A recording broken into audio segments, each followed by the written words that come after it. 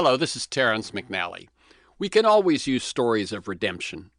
Father Gregory Boyle created Homeboy Industries to provide jobs, training, and encouragement so that young people, often former enemies, could work together and learn mutual respect. Boyle has made a point of collecting uniquely powerful stories of life and death, and his work has supplied him with more of those than anyone should know. As of this conversation in 2010, he had buried 168 of his homies and filled his first book, Tattoos on the Heart, with their stories. Our conversation also includes LUIS Perez, one of the senior staff at Homeboy.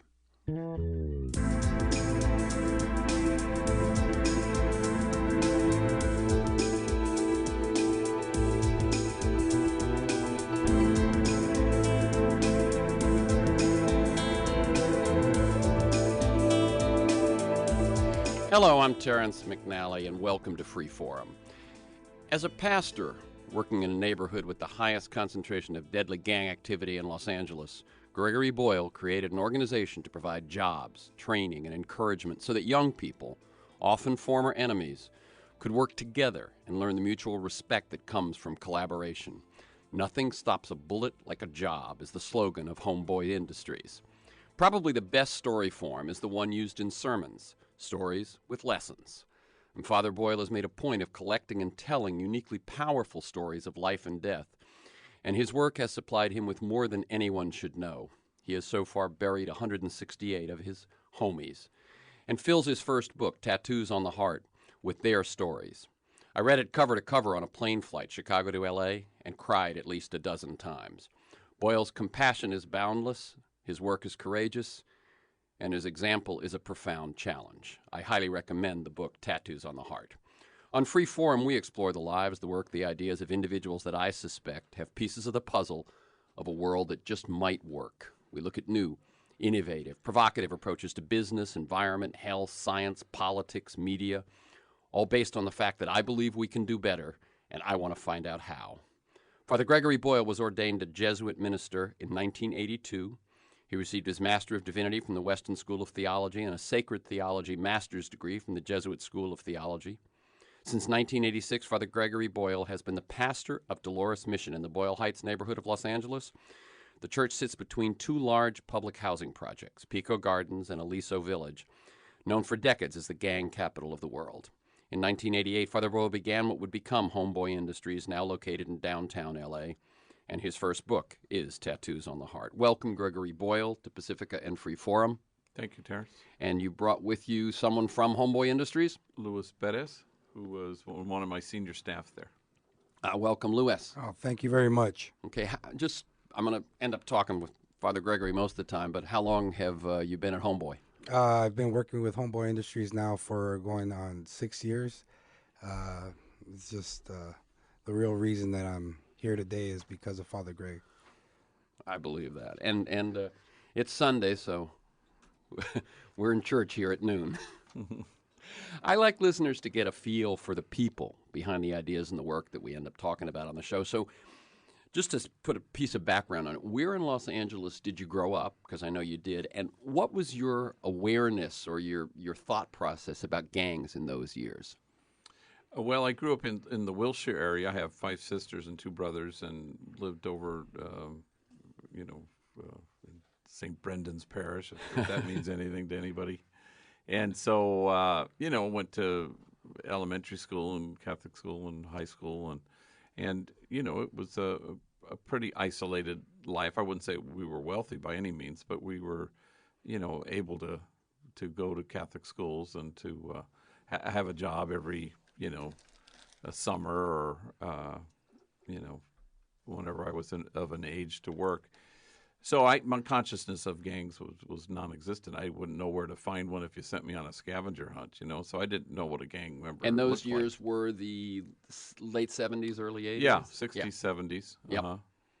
And then, and so I really had never had an encounter with a gang member until I was assigned as a pastor at Dolores Mission Parish. And how old were you then? Oh, God, I was probably just 30, 31 maybe. Okay. And let me go back a little bit more. You went to Catholic schools. Did you learn at all about what I would call liberation theology? I know liberation theology didn't really quite exist at that point. It was really more later on. So when I studied theology, that was just the beginnings of it. Gustavo Gutierrez and people like that, and John Sobrino. So I used to study that, and I was in Bolivia, and of course Latin America was just soaked with it in those days. Luis Espinal was, in fact, the house where I live now is called Casa Luis Espinal. He was a Jesuit who was killed by the government there in Bolivia, and so that was all part of the air you breathed in Latin America in those days, and of course, that would have been 84. And in fact, I was just defending a gang member in Maryland on a death penalty case. And the prosecutor said, "Isn't it true, Father Boyle, that you're a proponent of liberation theology?" As if this was some damning. I said, "Well, I've read some books. I don't know, proponent. And isn't it true that Dolores Mission was an activist church?" And this, again, I said, I guess if you're trying to get me to feel guilty for this, well, you keep trying, because it's the farthest. I'm proud of what. It's so funny. You can just see the quotes around activist and Yeah, liberation. and not only that, like he had known. He said fasts and protests and civil sanctuary sanctuary and civil disobedience. I go, yeah, guilty as charged. So it was just crazy. I didn't know what he wanted to say, but it was a way of discrediting my own history in that community. So yeah. How old were you when you decided to be a priest? Well, I was pretty young. In those days, that was a more common thing than it is now, and that's probably a good thing. I had an uncle who was a Jesuit, and I was educated by Jesuits. So when I was 18, I did it. So I'm Terrence McNally, brought up Catholic, so you and know all that stuff. I certainly, I think in my 10, 11, 12, 13, it was like. It was part of what you did. Every Irish family had a priest in it. Pretty much. But the thing for me was I love these guys. They were completely hilarious. They were the most fun people I'd ever been around. The ones who taught me, and then they were all cutting edge. This is I used to go to my first protests with a band of Jesuits. This is during the Vietnam War, and so I thought, wow, they're on the edge. They're prophetic, and they're hilarious. That seemed like a combo burger I couldn't pass up. No, I hear that. Yeah. I can't say that. In truth, I don't think I had any one priest that was that, exceptional, that kind of an example. So for me, it remained a little abstract. Well, there were lots of them at Loyola High at the time, and they wanted to set the world on fire, and I wanted to along with them. So that's why I entered. Yeah. I'm Terrence McNally. I'm speaking with Gregory Boyle, founder of Homeboy Industries and the author of Tattoos on the Heart, The Power of Boundless Compassion. And you can learn more at homeboyindustries.org. This is Free Forum on KPFK 90.7 FM, 98.7 in Santa Barbara, streaming and podcasting at kpfk.org. And you can visit me at terrencemcnally.net. That's one word, Terrence McNally, TERRENCEMCNALLY.net. To learn more about the show, guests, podcasts, transcripts, and so on, you can email me at temcnally@mac.com to sign up for my weekly email announcement and tell you who's going to be on and what we're going to talk about. The church, I just want to deal with this a little bit before we move on. The church has had its share of problems, obviously, with abuse scandals and so on over the last several years. Has any of that ever impinged on your thoughts about your own vocation and your own life? Well, it does in as much as it's tragic and sad and heartbreaking, and it colors the kind of the climate and the environment in which you do ministry without question. And so especially we've had this resurgence lately in the press. And although I have to admit that where I work and with whom I work, there's sort of a bubble or an isolation from that. It's not front burner. It's not a thing that comes up, whereas it would in parishes where people are kind of more attuned to news, I suppose. Yeah. And at our place, there's so much up against stuff. People are just trying to figure out immediate stuff. They're trying to survive, and so it's not so front burner. But it, obviously, you hope that it becomes this opportunity, as any crisis can be, if you let it, to open the windows a little bit more and let fresh air in and transparency out, you know, Yeah. and kind of be more like Jesus and kind of what Jesus hoped to found at the beginning of all this. Yeah. You mentioned Bolivia. I know that trip to Bolivia you took was crucial in your life path, really. And how old were you when you did that, and what did you do there? Well, I was just recently ordained, and so part of the idea was to get my Spanish improved, and so ostensibly it was language study. But then when I was there, I went and I started to do ministry, and and then I just kind of fell in love with the people and wanted to be with the poor, and that kind of turned me inside out. It was really a time of great conversion, and then so by the time I got back to California, and I was supposed to go to Santa Clara University, I thought, no, that's not enough for me. I really want to work with the poor. Though I think what I was supposed to do there was connect the students at Santa Clara with the poor, but that still was not enough. So I asked my provincial, and he let me go to Dolores Mission, and then so I've been there pretty much ever since. And when you went to Dolores Mission, did you know its environment, its context, what you were taking on? I did a little bit, only in as much as I had spent 2 summers there, 84 and 85, before I became pastor in 86. So I don't think I knew any of the gang stuff. And even initially, the issue was principally people who were undocumented and immigrant issues.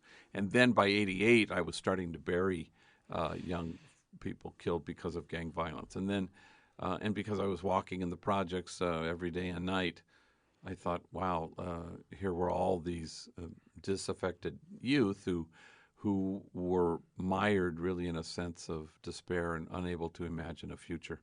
So then that became quite on the forefront of all our minds at the parish, not just myself. I've said in the introduction to the show that Tattoos in the Heart, your book, brought me to tears several times. Profound book. So many stories of young men gunned down, and it seems the ones that get you the most are the ones who are on the path to redemption, or who seem redeemed. They're about to have their first child. They're about to do this or that, and then there's. Speak just a little bit about that, and if you also want to chime in, Louis. Yeah, I mean, we both have many friends who've died, and part of those stories sometimes feel unfair to people because they think, I tell a story about a kid who was our foreman at the bakery, and then you have his friends saying, what's the point of doing good, as they would say, if this can happen to you, that you can get gunned down. And so it was a question that needed to be answered. And my answer, as I preached in front of this whole group of his friends, packed church, was that this kid had come to know the truth of who he was, that he was exactly what God had in mind when God made him. And so, in fact, he had inhabited that truth and become that truth. And no bullet can pierce it, and no 4 prison walls can keep it out. And there are a lot of things worse than death, and not knowing that truth happens to be one of them. So you want to get people to a place of death has no power. I just did a funeral Friday morning. It was actually of a little baby. But that's a thing we say in terms of our faith. La muerte ya no tiene dominio. Death has no dominion, it has no power. Well, what does that mean? And unless you can come to terms with that, then you're really shaken at the roots. And you don't want to be. You want to be able to be the sort of samurai, the already dead one, the one who kind of knows, knowing the truth is more powerful. And loving is one of the reasons why death has no power. But, like your friend who, remember the one who you were talking about who was going to change his life? Yeah. Yeah, tell that story. Yeah, so let me just tell people, I'm Terrence McNally. This is a Free Forum, and I'm speaking with Father Gregory Boyle, one of the founders of Homeboy Industries and the author of Tattoos on the Heart. And he's brought with him this afternoon LUIS PEREZ, who has been working at Homeboy for 6 years. Yeah, just like Tattoos on the Heart, it's a place, Homeboys is a place where stories are held, you know. It's a place where stories create kinship in our community, between gang members. And, the reason the way I ended up at Homeboys was because I had a friend, and I had just been released from being incarcerated. And this guy was going to college. He was doing all the things that I felt and I thought that I could not accomplish in my own life. And I remember one day we were just hanging out in the corner, and we were speaking, and he was saying that unfortunately, because of the way he looked and because of the record he had, that there was no place that were allowing him the opportunity to seek employment. And he was talking about going to Homeboy Industries, a place where hope, you know, was there, you know. And he was saying maybe Father Greg will allow me to have a job there. And, because of my being incarcerated most of my life as a juvenile, Father Greg did my first communion in camp. I was like, yeah, go down to Homeboys, Father Greg will help you. I know that, and what ended up happening, we conversated, we played around, and I ended up leaving earlier home, and what ended up happening, we used to live on the same street, and we would meet up on a street called Olympic Boulevard right there where I grew up, and we would meet up and walk. The friend that you were speaking to. Yeah, the friend we were speaking to. And we used to walk to where we used to hang out at in our street. And one day he called me, and unfortunately I wasn't there to answer the phone, and he decided to walk to our block on his own. And as he was walking, someone seen him. They did a U-turn, came back, and shot him 3 times lifeless, left him lifeless on the middle of the street. Homeboy Industries is a place where hope is created, and from what he did, my friend Marcos, after it inspired me to go and seek Father Greg, and I walked into Homeboy Industries, and I asked Father Greg if he had remembered me from camp. He did. I shed some tears, heartbroken of my loss of my friend, and he was like, "Of course I remember you, and I told him I want to change my life. I need help." He said, "Okay, you start Monday," and that was the beginning, first steps. That was your job interview. Yeah, yeah, that was my job interview, right? It was not. I wasn't judged on my appearance. I wasn't judged the way I looked or the past the past mistakes that I had done. I was judged for the inner heart that Father Greg had the opportunity to see inside me that I couldn't see at the moment myself. And that's the beautiful thing that happens at Homeboy Industries, that you're not judged for you can't judge a book by its cover or by its first chapter, but you're judged by the desire and the want for more out of your life. And that's what takes place there. Okay, well, as long as I'm talking to you now, Luis, let's stay with this for a second, then I'll come back to Father Boyle. So that was 6 years ago? Yes. The first 2 years, like I told you, once I was hired, I was still transitioning. It's not only a fight. It's, sometimes people have the idea that, oh, your friends are not going to allow this or whatever. But the actual fight takes place in yourself. The desire, it has to be inside yourself. The fight to stay with that new path? Yeah. Habits, once habits are formed, it's hard to break. So you have to build new habits. So it takes a transition to go through that. So the first 2 years, I was still kind of transitioning. I was still kind of understanding what was going on there. A place where you see rival gang members work side by side on a daily basis. People that I had been incarcerated, or because of the area I grew up at or the area they grew up, we shouldn't have got along. But that wasn't occurring there. What you were seeing was a place where kinship was in the community that we have, is just because of the surroundings and the compassion and love that Father Greg offers to all of us, it creates it between ourselves. Wow. And, I made a couple bad choices. I was still, I felt that I didn't deserve better than what I had. And so I sabotaged, and I went back out, and I was looking at 15 years incarcerated because I'm a 2-striker. And then I finally thought of all those times that I had spent with Father Greg and at the office, and all the opportunities and how I was loved, no matter how bad I made a mistake, that allowed me to finally love myself. And once being released, uh, I entered a transitional living home, a halfway house. Uh, Started going back to college. Got straight A's, except the B in Spanish. I don't know what happened there, but ended up going back. And in my times while I was still out there, active, and you know, still messing with I was just drug gonna say, addiction and messing stuff, up. messing up and stuff. I ended up approaching Father Greg, and he would tell me, "No, my son, you don't need a job at the moment. You need help." And I came back months later after coming out of college, doing college, and the halfway house, and I showed up, and Father Greg was walking out, and he seen me. He looked into my eyes and said, "Hey, I'm here." He's like, "You start Monday." And I've been working there ever since now. My position there is a senior navigator, and what I do is I walk with people. I hold the mirror like Father Greg held the mirror up for me, and try to return people back to themselves, the true self, not for the mistakes or the hardships they've been through, but for the true self that they have inside them, and So you just guide them. let pretty me much. just say, so this job of navigator, this is not about dispatching trucks or something, right? Yeah, no, it's This is dispatching souls. So you're like a counselor?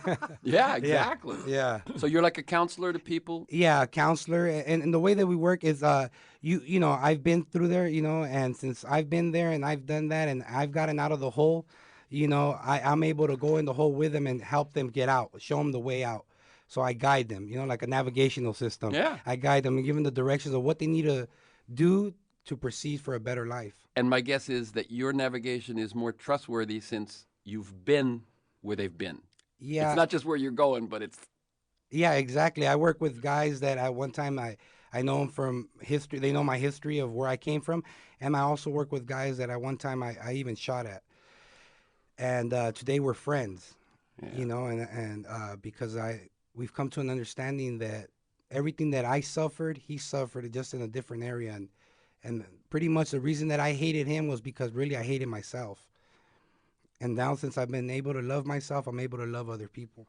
Yeah, great. That's the words of LUIS Perez. Yes. Correct. He's a navigator at the Homeboy Industries. Has been there for 6 years now. I'm Terrence McNally. I'm speaking with LUIS and Father Gregory Boyle, the founder of Homeboy Industries and the author of a new book that I highly recommend, Tattoos on the Heart, The Power of Boundless Compassion. You can learn more at homeboyindustries.org. Back to you, Father. He mentioned he can be a mirror. And the mirror, I remember, comes up in the story you tell of the first homie you ever buried. Oh, yeah. Please tell that story. Yeah, it's not so much a story as it is an image. It's the story of a guy named Robert, whose brother Rafael was killed, and they were identical twins. I mean, even the mom couldn't tell them apart. And so it was the striking image. This was 1988, the very first kid I buried killed because of gang violence, and there was Robert peering into his brother Rafael's casket, and they just happened to be wearing the identical clothes, and it was like somebody had slapped a mirror down on this casket, and somebody was peering in at their exact mirror image. So it's a little, for me, it was because it was the first burial, it stood as sort of the first image of what this is. All the people that Lewis talks about who were enemies. Well, the truth is they came from the same difficult, sometimes traumatic backgrounds. They shared the same streets, basically, and the same kind of environment, and the same sense of pervasive despair. And yet they're killing each other, and yet they're twins. They're sort of identical. They're brothers. So yeah. So that was kind of an image that sort of has stayed with me. I'm sure. And I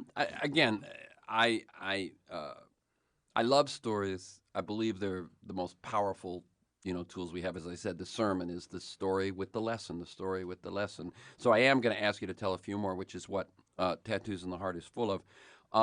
The character that you call Sharky, Keep in mind that the Simon and Schuster people. I know, change the name. So you don't know if I named Well, somebody. if you just give me a trigger other than the name, because I on- can't remember who any of the names are. On him, well, he's the one from whom the title of the book comes from. Yeah.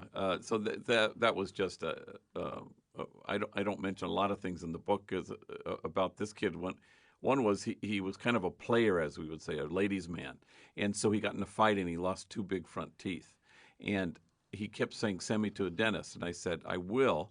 You have to make the appointment. I'll pay for it. I'll take care of it." I knew a dentist, but you have to make the appointment. I don't mention that in the book. So he keeps calling me, and he says, "Could you call the dentist?" I said, "Look, I told you I'm going to pay for it, but I'm asking you to make the appointment. So you just, well, I can't. I'm too embarrassed." So anyway, that was the setup that I don't mention in the book because he was just aggravating me. And I remember I was in Chicago. I returned his phone call, and I was madder than hell because he kept badgering me. And I said, "I've told you what to do." And then I thought, why am I giving him such a hard time?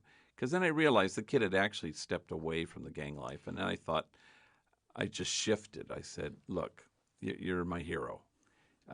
Look where you were and look where you are now. And you've really kind of stepped away from all that stuff that used to bring you to darkness and sadness. And I'm just so proud to know you. And you're my hero." And then there was this silence. I thought he had hung up on me. And he said, "Damn, gee, I'm going to tattoo that on my heart." Yeah. So that became kind of tattoos on the heart, sort of, again, not so much a story as a vignette, as an image. Yeah. Some things are full-blown shaggy dog stories, and then others are just kind of snapshots and images, so. But that's where the title comes from. Yeah, exactly. And the book is, as I say, it's not they're not all fully developed. Here's the hero, the journey, the so on. But the book comes alive because it is just it's just these sometimes full-blown stories, sometimes just snatches, but it's life that most of us never see. And in my homilies, I just came from saying Mass at one of the probation camps, like the camp where I met Louis, and this was Camp Page. Were you ever there? No? It's out in Laverne. And so my homilies always have 3 stories. So, What was today? Well, I had one story was from the book, but the others were one was a story about Joseph, who we know, who we were at the company picnic, which we have. We have 427 employees, so people bring their ladies and their children, their boyfriends, or their kids. You can get 800 people there. So I was we were eating lunch, and Joseph, I noticed on his calf, because he had shorts on, he had a paragraph tattooed to the back of his leg. Do you know this story? Yeah. Yeah. And so I said, "What's that?" He goes, "It's a letter from my son, my oldest son." And then I read the letter, which is just a heartbreaking letter about that he tattooed it when he had overdosed, and the kid had gone to the hospital and just handed him this letter, and it basically said, "You have to stop using drugs," And it's a heartbreaking letter. But he tattooed the entire letter to his calf so he can read it every day. The next story I told was about the man sitting next to me here. He doesn't know that. But the story was about we got invited to this international gang conference in Toronto. So I had to find 2 of my staff, my senior staff, who had passports. So Louis was one and Fabian was the other. And so we fly to New York, then we fly to Toronto, and they're checking my passport. We got separated at one point, and I get flagged on, and I'm fine. These guys get pulled over because of their records. Well, they start to run them, and then all of a sudden they thought their resumes were too long, and their resume, and they wouldn't let them in. And I said, "Well, your government has paid for us to fly here," and they said, "We're not letting these 2 guys in." And the moral of that story was, I talked about, there's a Ruskin quote where he says, if you want somebody to take off their heavy winter coat, don't be a cold, biting wind, be a warm, gentle sun. And the remarkable thing were these 2 guys were warm, gentle sons. You were even handing them your card saying, "Come and visit, bring your family," to Homeboy Industries. And they were downright hostile and awful, I found. But 5 hours later, when they personally escorted them to a plane to fly back to New York, I went on to Toronto. They shook their hands and said, if it was up to us, we'd let you in. And that's only because you had transformed them through your own kindness and care. And that's powerful, because we think that in your face or a cold biting wind is the thing that's ultimately powerful. But in the end, it's the warm, gentle sun that really transformed these guys from demonizing you, because that's really what they did from the gate, to finally getting to know that you were human beings. And also seeing that this was Louis and Fabian's reaction to being mistreated. Right. Yes. I mean, It was we know extraordinary. so many people who, if you tell them, they can't take that water on board, are going to have a fit. You Yeah. know? So I'm sure that crucible of, they knew that they were mistreating you. Let me just tell people that we're at the halfway mark. This is Free Forum. I'm Terrence McNally. I'm here with Father Gregory Boyle and LUIS Perez, both of Homeboy Industries. We're going to take a brief break, and we'll be right back in a moment to continue the conversation. KPFK is now on Facebook. If you want to follow all that's going on with your favorite radio station through Facebook, all you have to do is go to www.kpfk.org and you will find a link to the KPFK Facebook page in the right-hand column of the front page. Through the Facebook site, you'll get updates about what's going on, and you'll also be able to chime in and comment on the content that you hear on KPFK. So join up to Facebook through kpfk.org.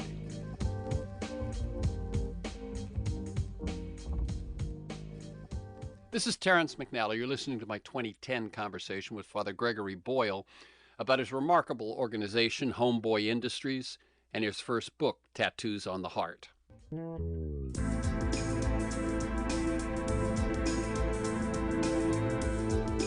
Welcome back. I'm Terrence McNally. This is Free Forum. This is Pacifica Radio, as you know, and I'm got another half hour here conversation with Father Gregory Boyle, the founder of Homeboy Industries, the author of Tattoos on the Heart, The Power of Boundless Compassion, and a navigator, a young man who's been working at Homeboy Industries for 6 years now, LUIS Perez. You can learn more at homeboyindustries.org.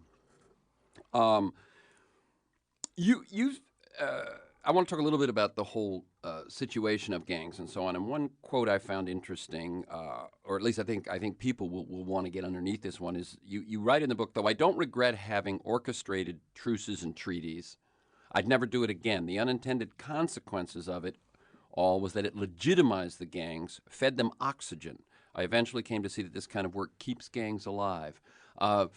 How so? I mean, obviously, over the years, there have been truces, there have been treaties, and they've usually been celebrated as a step in the right direction.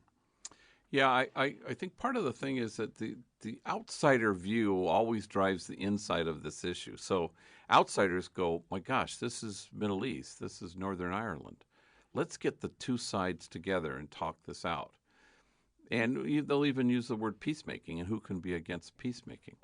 But peacemaking requires conflict, and there is no conflict in gang violence. There's violence, but there's no conflict, which is to say it's not about anything.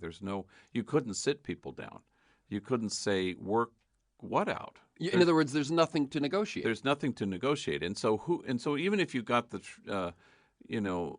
I wouldn't even say shot callers, even if you got the ones who are most inclined to be violent, who are those people? Well, they're the most damaged, they're the most despondent, and they're in many cases the most mentally ill. They aren't people who are trying to kill anybody, truthfully. They go into enemies' neighborhoods hoping to die, not hoping to kill. So you have to kind of just say, well, this isn't about conflict. This isn't about working stuff out. And you also don't want to say that the gangs are okay as long as they're benign. This morning at camp, I asked a kid, I asked where he was from, and he told me what gang he was from.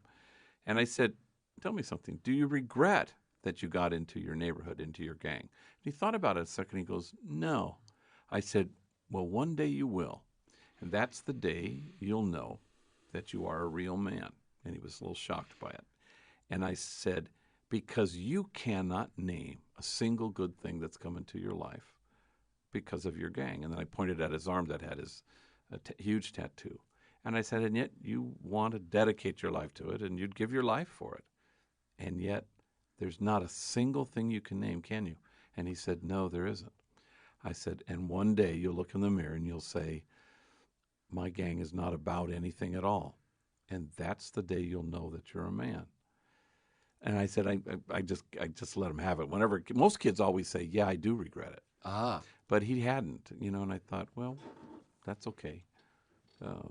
One day you'll be a man. And I said, you'll find people in your neighborhood who are 30 years old, but this does not guarantee that this is a man. It's just sometimes it's A survivor. A third grader who happens to have lived for as long as 30 years. I saw you shake your head yes when he said that, in fact, they go into enemy territory hoping to die, and you shook your head at that. What is that about? Well, this is LUIS PEREZ. Yeah, well, first and foremost, just the philosophy of Homeboy in our community now is that we don't work with gangs, we work with gang members. And the difference in that is that when you have a crowd of people who hurt and suffer in the same way, it's very hard to get to the one that really wants to change what he's doing. When you're in a crowd of people that are all in agreements on what they want to do. You go to these places seeking to cause hurt, but truly you're just hurt, and that's why you're going in there to be, in some ways, healed, hopefully with death, right? The truth is there's never no hopeful kid that gets into a gang. He gets into a gang because he's fleeing something from home. Unfortunately, sometimes you ask youth, guys that are in camp or juvenile hall, when I go and do talks or at high schools or junior highs, and you ask them, why did you join a gang? Oh, it's because it's my family, or it's because they're the people that love me.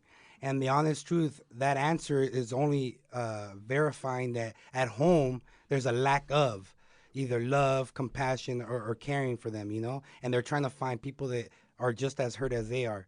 And when you join a gang, the thing is that a lot of times people that have tattoos on them or whatever the case may be, and I also have tattoos myself, but the thing is you're told this when you first get into the gang. I got in when I was 13 years old, and I'm 30 years old now, and when I first got into the gang, I wasn't told you're get into this game, and you'll say it's like a game, right? But you're not told the whole rules. Because what ends up happening as a juvenile, you're incarcerated, and you may have rivals on the streets and rivals when you go into juvenile hall. But once you go to state prison, the guy that used to be your enemy has to become your friend, because it's not about gangbanging anymore. It's not about you're from that side, I'm from this side. It becomes this is our race and that's your race. It becomes a race thing. So that means that. So in other words, I thought that your enemy would be perhaps the authorities, but no, you're saying within the correctional institutions. No, by enemy he means, my gang enemy. Yeah, but I'm saying it becomes race against race once you're in. Or north and south. North and south, or it becomes Hispanics against African Americans. And so right there, you're not rivaling against a guy that from another gang in your area. You're rivaling against a race, another ethnic background, right? And so what ends up happening is you may even be celled up with a guy that's from an enemy's neighbor that you would consider an enemy on the streets, becomes your best, I guess you said adversary? No, best friend, yeah. Best friend, excuse me. Yeah. Your best friend. And what ends up happening, then you get out, and then once again, the rival starts again, right? So two people can align themselves against another race in prison. Both are released. They're enemies again? Yeah. And they might kill each other? And that's the being hypocrite, right? That's the lie of the game, right? You're told that you're against this person. And that's when, unfortunately, lots of times it takes a while before you actually see the truth. And you can actually see is, what am I actually fighting for? If I don't stand for something, I really don't stand for nothing at all, And you're standing for this gang, and you got tattoos, and you're willing to die for it and serve a life sentence behind it. But then when you go in there, you just killed this guy that you may end up finding out that you really like the guy that you really would have liked him, right? Because you're so much alike. Yeah, and so it's all about neighborhoods and boundaries and streets, and I mean that's really all it's. There's a lot of history to a lot of things, and a lot of you could say there's a lot of petty stuff in regards to. How much does the drug trade have to do with it? I would think a conception is that I'm going to ask two questions about the drug trade. One, that there's competition about the drug trade, and is that what's motivating? It doesn't sound like that's it at all. The other is, are people making money from the drug trade? I mean, gang members, are they making a good living? You know, I went to this retreat one time and up north. I just came back from it, from a men's retreat in Los Altos, and this man talked about these three things that people seek in their life all the time. You know, money, power, and prestige, right? And then they kind of in recovery, in the 12 steps, it talks about money, property, or prestige divert us from our primary purpose. And that's what happened. There's a lack of hope. There's a lack of opportunity. You grow up in an environment where negativity surrounds you all the time. And in life, every child wants to be something. Unfortunately, there's a lack of opportunity. And the projects, the housing projects, or in the community where all you see around you, that the guy that's, you know, selling drugs or doing things like that, the negative stuff, kind of seems like that's the thing to do. So well, but wait, I'm asking if, you know, right now jobs are hard to come by for everyone, and then for, you know, the poor it's higher, and for African Americans, Latinos, unemployment's higher, and so on.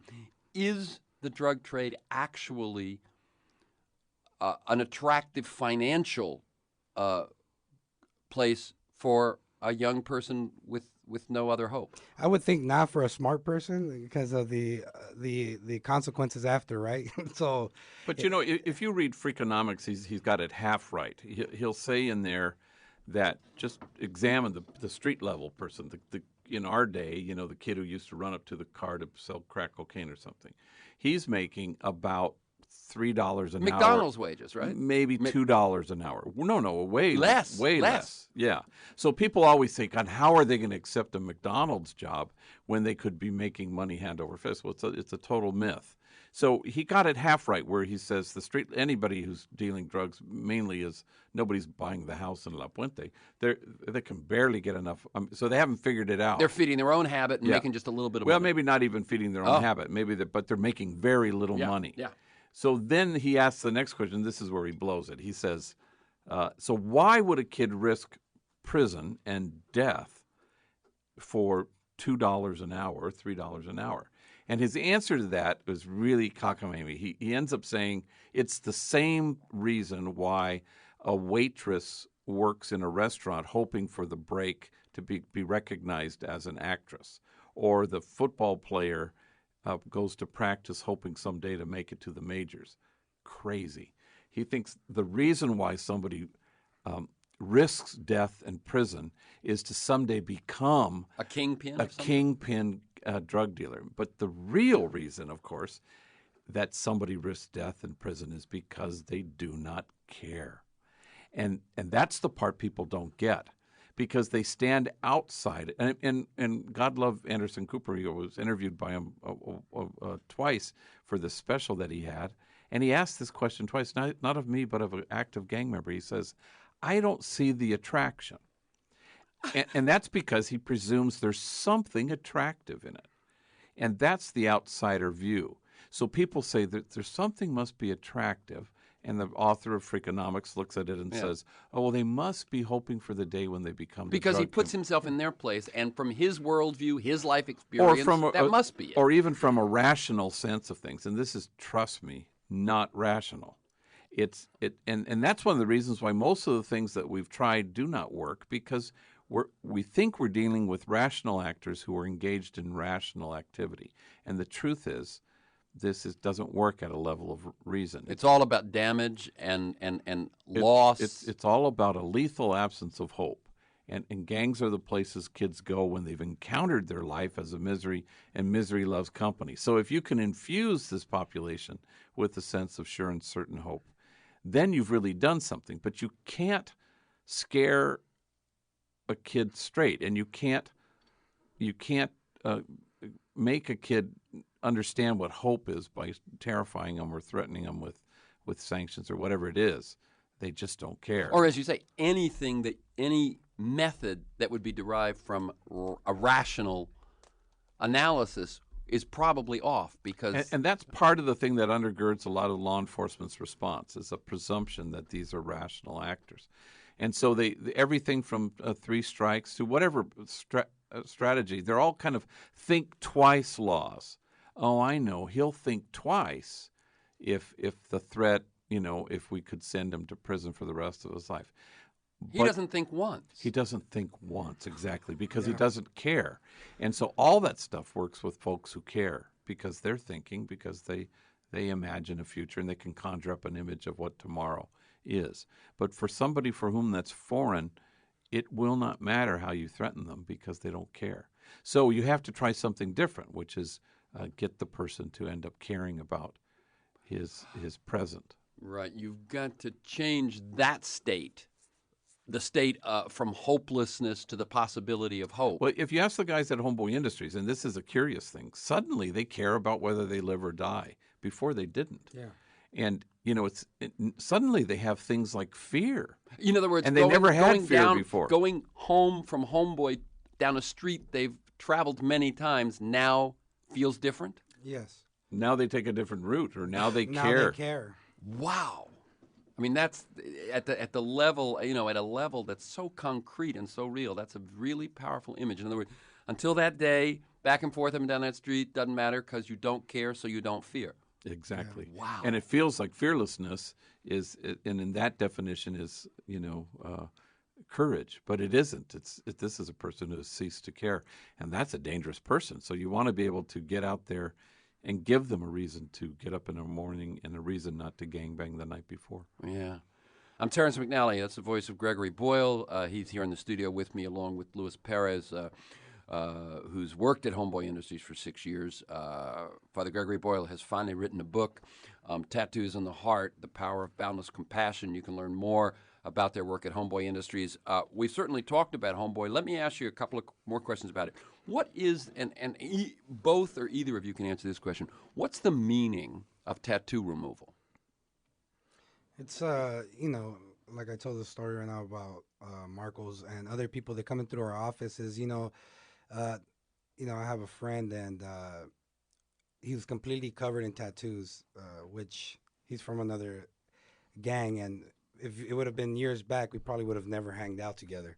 But we went to do a talk one time, and this guy came up to him, and pretty big guy, 6-something, big guy. He asks him, "Wow, those are a lot of tattoos." He's completely covered in his face. He asks him, "Wow, those are a lot of tattoos. Why do you have them?" And he's like, "It's a mask. I'm hiding from myself." And that was one of the most conscious answers I've ever heard. So truthful. And that's what tattoo removal provides, is the opportunity to take that mask off and allow someone to see themselves for who they are. And it's so important because so many people pass judgment on what they see on the outer appearance instead of what's inside a person. So. But since that is the truth, the tattoo removal, because people judge by the outside, the tattoo removal actually makes a difference? Yes, it does. It allows people to see them for who they are. But it's also, it's an obstacle to employment. Nobody, Yeah, this guy, exactly. Nobody's going to hire this guy but me. Right, if they're ever going to work anywhere but Homeboy. Yeah. So, so the famous story of the guy Frank who came in with F the world across his Right. forehead, and it just filling the whole thing like a billboard on his forehead. And of course he says, "I'm having a hard time finding a job," So tattoo removal was born with this guy named Frank who, I went to go get a doctor at White Memorial Hospital, and he donated some time, and pretty soon we had a waiting list of 1,000. And so it helped him to get a job, and now he's a security guard at a movie studio. But everybody else comes in with their own reasons. They used to lift their shirt up and have their tattoo across their chest.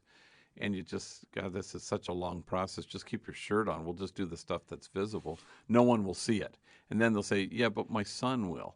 So then that became the reason to go ahead and remove any tattoo they wanted. So it sends a message to friend and foe alike, but it also says something about who you don't want to hide anymore. And we have several, a lot of guys who've covered their faces, and you kind of psychologically what is going on there. How much pain is this person in?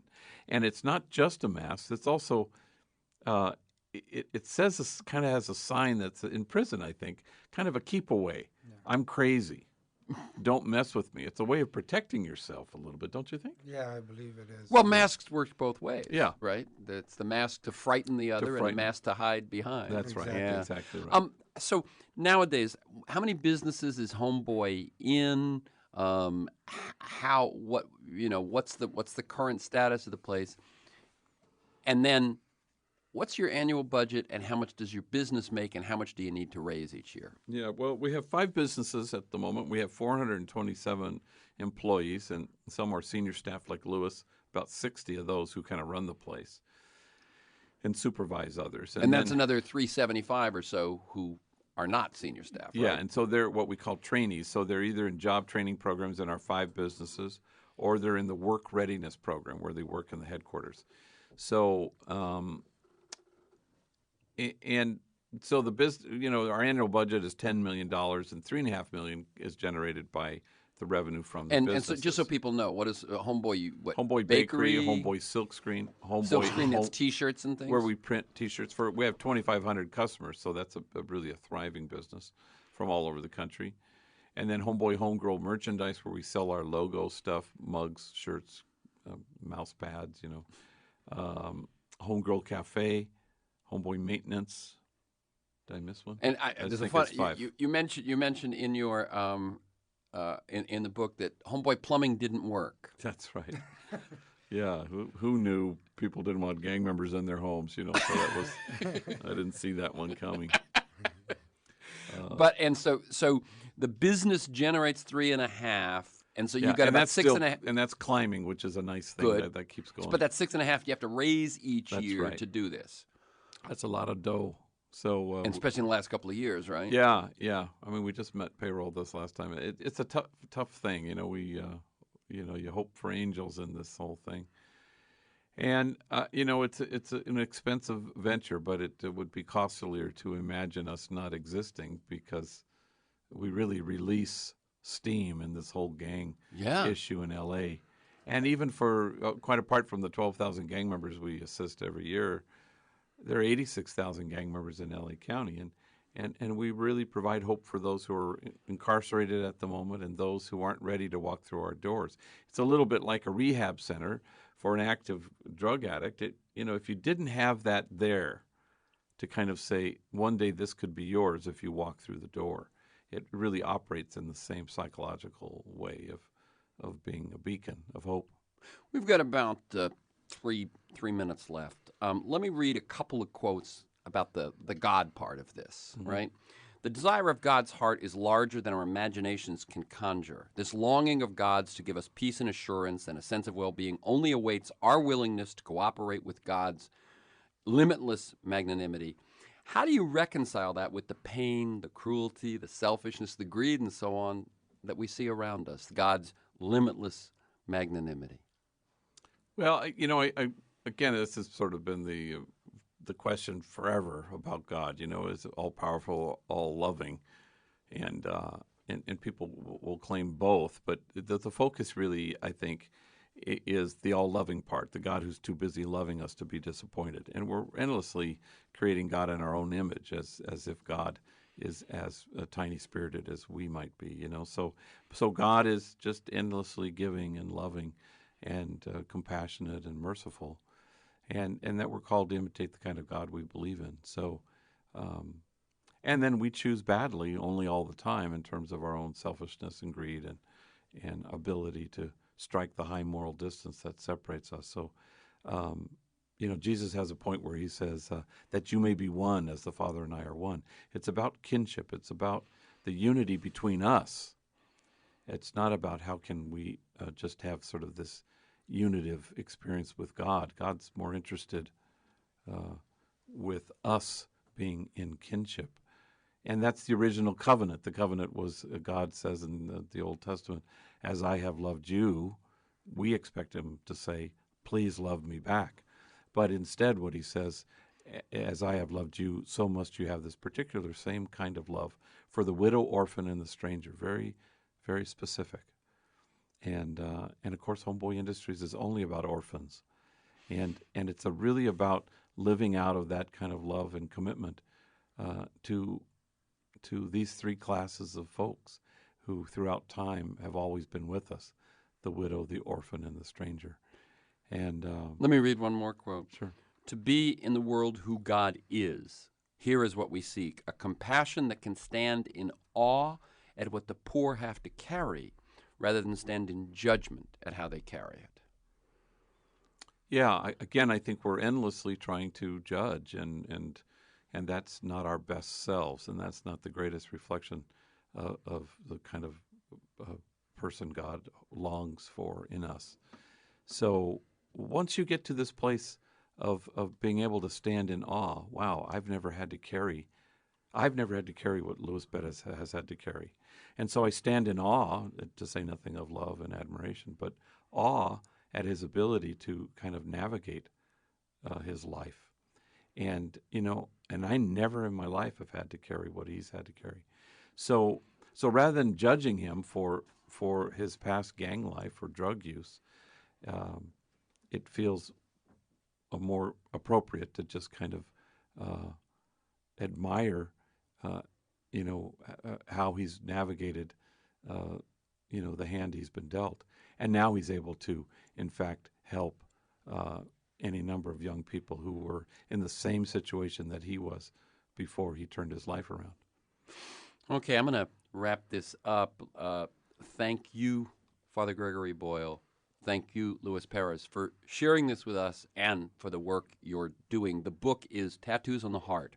The website is homeboysindustries.org. Homeboy Industries, one word, .org. You can listen to this week's conversation and many others at any time during the week by linking to our podcast. You can also sign up to have it delivered to you weekly.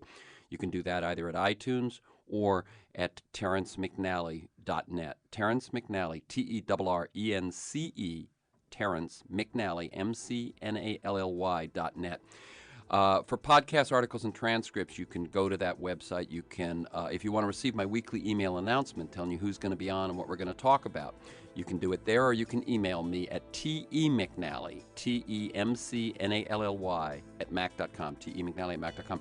This program will be archived for the next 90 days at kpfk.org. You can check your audio archives and scroll down by date and time. Growing Greener Schools. The producers Dale Bell and Harry Weiland were my guests 2 weeks ago. It will air tonight on KCET at 10:30 p.m. in Los Angeles and throughout the country in the next couple of weeks. Next week, my guest will be Simon Johnson. He's formerly with the IMF, now at MIT, and his book, 13 Bankers, is a real good look at the crisis, the financial crisis. April 25th, I'll be live from the LA Times Book Festival. My recent interview with William Greider will run soon at alternate.org. Check it out there. Thank you to Melissa, my engineer, Stan Mizrahi and Mark Maxwell in production, Matt Perez in traffic, and to you, my listeners. I look forward to being here again next week when my guest will be, as I said, Simon Johnson. Stay tuned for Explorations in Science with physicist Michio Kaku. Thank you, Gregory Boyle, LUIS Perez. Keep up the good work. Thank you. 911, what's your emergency? America's healthcare system is broken, and people are dying. Welcome to Code WACK, where we shine a light on our callous healthcare system, how it hurts us, and what we can do about it. I'm your host, Brenda Gazar. This time on Code WACK, what happened to California's single-payer bill, AB 1400? And where does the single-payer movement go from here? We recently spoke to Michael Leidy, president of the Healthy California Now Coalition and former healthcare constituency director for Bernie 2020. So on January 31st, it looked like we were heading to a floor vote on the California Assembly for AB 1400, but the author made an assessment, which is tough to do at the last minute, that it was not going to have the 41 votes it needed to pass. And as a result, you're either looking at a defeat and locking certain members of the Assembly into a no position, or you're going to withdraw it, live to fight another day, essentially. Of course, on the one hand, that deprives people of going on record. On the other hand, it does keep open the possibility that those who had not yet been convinced will be convinced in the future. So authors make these kinds of determinations all the time, and sometimes it doesn't go the way that, the grassroots want it to. On the other hand, we've got to look at the long term. and the long term says we're going to need 41 votes in the Assembly. And if we didn't have them this time, what is it going to take to get them in the future? Do you have a personal story you'd like to share about our WAC healthcare system? Contact us through our website at heal-ca.org. Find more Code WAC episodes on progressivevoices.com and on Nurse Talk Media. You can also subscribe to Code WAC wherever you find your podcasts. This podcast is powered by Heal California, uplifting the voices of those fighting for healthcare reform around the country. I'm Brenda Gazar.